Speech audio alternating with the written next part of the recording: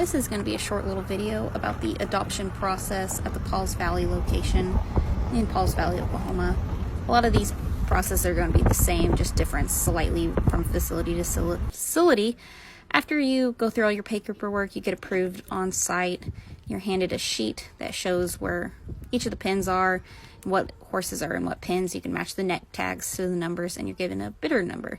These horses aren't kept up in these pins 24/7. They're just here temporarily for the adoption event so you can get a close view of them. The adoption is done through an auction style where they walk through, or they point at horses from each pen, and horses that aren't adopted in the first round, you can go through and say, hey, I'm looking at such and such horse, but look at these babies, they're so gentle.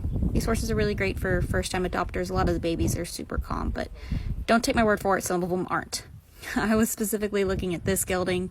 I liked how pushy he was in the pen. I was looking for something that could kind of boss my colts around because they don't have very good manners with other horses, so I needed a big guy who knew what to do. Once you go through and you get your horse picked out, you're given a loading ticket, and they sort the horses out for you once it's your turn to load up. And this big sorrel horse is actually a really big Mustang. I love him.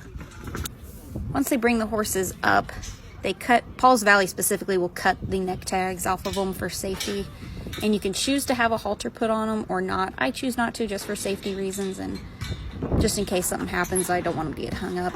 And then they load right up in the trailer, normally pretty easily.